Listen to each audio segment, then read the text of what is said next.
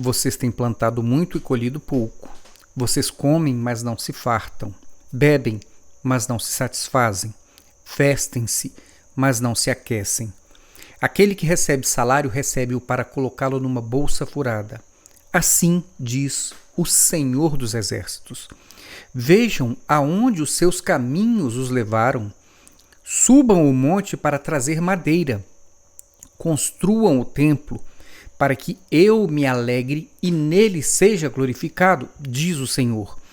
Vocês esperavam muito, mas para surpresa de vocês, acabou sendo pouco. E o que vocês trouxeram para casa, eu dissipei com um sopro. E por que fez isso? Pergunta o Senhor dos Exércitos. Por causa do meu templo, que ainda está destruído, enquanto cada um de vocês se ocupa com a sua própria casa. Por isso, por causa de vocês, o céu reteu o orvalho e a terra deixou de dar o seu fruto. Provoquei uma seca nos campos e nos montes que atingiu o trigo, o vinho, o azeite e tudo o mais que a terra produz, e também os homens e o gado. O trabalho das mãos de vocês foi prejudicado. Ageu, capítulo 1, verso 6 ao 11. No último vídeo nós falamos sobre a primeira migração dos judeus do cativeiro da Babilônia, regressando para Judá sob o comando de Zorobabel. O povo chegando, se instalou em suas cidades e iniciou a construção do templo. Primeiramente construíram o altar dos sacrifícios e em seguida construíram os alicerces do templo. Naquela ocasião em que eles terminaram aquela obra, houve um grande contentamento.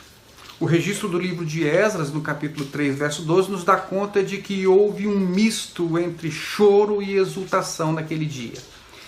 Isso porque os sacerdotes, os levitas, os líderes de família, aqueles mais velhos, aqueles que tinham visto o templo de Salomão, eles choravam em alta voz porque talvez estivessem se lembrando da glória do primeiro templo e tenham percebido que o segundo seria bem mais modesto. Mas os demais, aqueles que simplesmente estavam vendo a profecia se cumprir, estes estavam exultantes de alegria.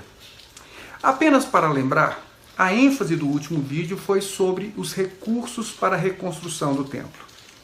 Nós aprendemos que, apesar da importância daquela obra para a nação judaica, Deus não explorou o seu povo com pedidos de doações, contribuições e ofertas. A parte mais significativa dos recursos da obra, elas vinham da tesouraria do rei Ciro. Mas embora o povo não estivesse constrangido a contribuir financeiramente, eles eram os responsáveis pela mão de obra daquele projeto. Ocorreu que logo após o lançamento dos alicerces do templo, os habitantes das vizinhanças, os povos vizinhos, que não queriam que os judeus retomassem aquela região, começaram a oferecer resistência e a criar obstáculos à continuidade da obra. Chegaram inclusive a escrever uma carta ao rei Artaxerxes, acusando os judeus de estarem planejando cercar a cidade e parar de pagar os impostos devidos ao rei. Criaram-se então tantos embaraços aos judeus que eles paralisaram a construção do templo. Foram 6 anos de paralisação, de 536 a 530 a.C. E, ao que tudo indica, os judeus se acomodaram a tal ponto que nem mesmo pensavam em retomar a construção do templo. Cada habitante de Judá já estava inteiramente ocupado com seus próprios interesses e havia colocado aquela questão de Deus em segundo plano. Eles diziam: a construção do templo pode ficar para depois. E foi nesse contexto que Deus levantou o profeta Ageu para confrontar o povo. Aquele era um momento histórico para os judeus, pois a nação seria novamente reunida em sua própria terra, e apesar de eles não terem recuperado o centro da vida política, que era ter o seu próprio rei, eles estavam a um passo de recuperar o centro da vida religiosa, que era ter um templo, que, na verdade, representava a identidade daquele povo com o seu Deus. E isso era muito importante, inclusive para o desenrolar da história da salvação da humanidade, porque de Judá Deus levantaria o Messias, o Salvador. Nesse contexto, Deus, por meio do seu profeta, está então conclamando o povo para um propósito que vai além dos interesses particulares, pessoais e egoístas do homem. E é isso que nós não podemos perder de vista. Eu sei que atualmente a mensagem do livro de Ageu é frequentemente usada para convocar pessoas para servirem a um sistema religioso, para oferecer o seu dinheiro, o seu tempo, o seu trabalho, para cuidar de igreja, para participar de frequentes atividades religiosas, priorizando um sistema religioso que, a nosso ver, afasta-se dos interesses maiores de Deus. Se as nossas mentes forem capazes de contextualizar, nós vamos perceber que uma coisa é a convocação para a restauração do culto do Velho Testamento, que criava uma identidade de Israel com o seu Deus e cooperava para a manifestação do Messias no tempo certo. Outra coisa bem diferente é a convocação de pessoas para priorizar um sistema religioso que coloca o homem como centro da sua atividade, que se ocupa na maior parte do tempo em apresentar um Deus a serviço do homem individualmente.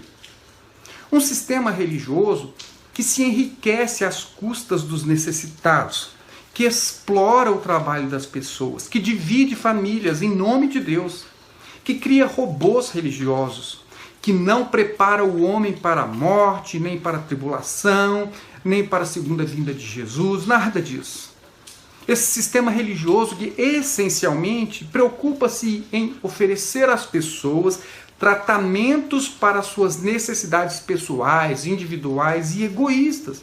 E, de outro modo, admitem, inclusive, com naturalidade, coisas que Deus odeia, como é o caso do divórcio, por exemplo. Esse sistema religioso normalmente usa a mensagem do profeta Ageu para convocar pessoas para priorizar igrejas que anunciam um pseudo-evangelho, que, a nosso ver, é uma fraude, porque não guarda nenhuma relação com o contexto de Zorobabel e nem com o templo. Aquele templo que aponta para o sacrifício de Jesus, para a remissão dos pecados, para a santificação e para a salvação do homem. Por isso, o término da construção do templo era tão importante. E Deus usou o profeta para dizer ao povo o seguinte: este meu propósito é tão importante que não pode ser colocado em segundo plano.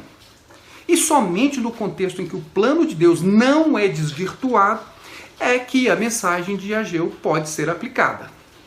Fora isso, nós teremos textos fora do contexto e manipulações para a exploração de pessoas e para fazer delas escravas de um sistema religioso que, ao invés de realizar o projeto de Deus, afasta cada vez mais o homem do plano eterno.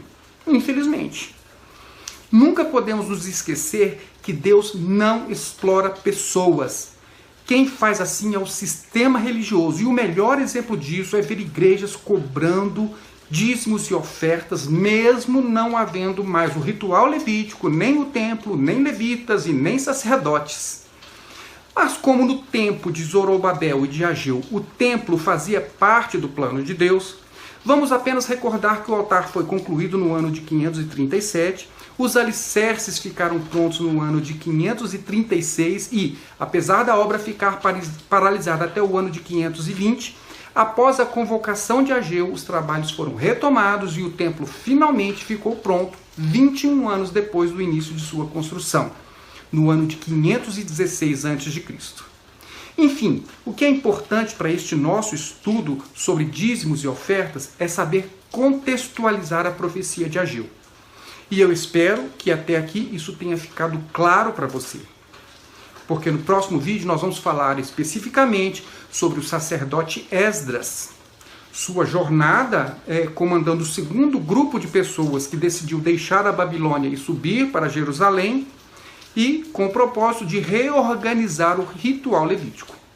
O foco do próximo vídeo, portanto, será mostrar que o funcionamento do templo do Antigo Testamento, com todas as prescrições da lei mosaica, eles não servem para sustentar as doutrinas que hoje imperam nas igrejas do sistema religioso sobre dízimos e ofertas e aquilo que você já conhece. Mas isso é um assunto para o próximo vídeo e para quem quer conhecer a verdade. Até lá!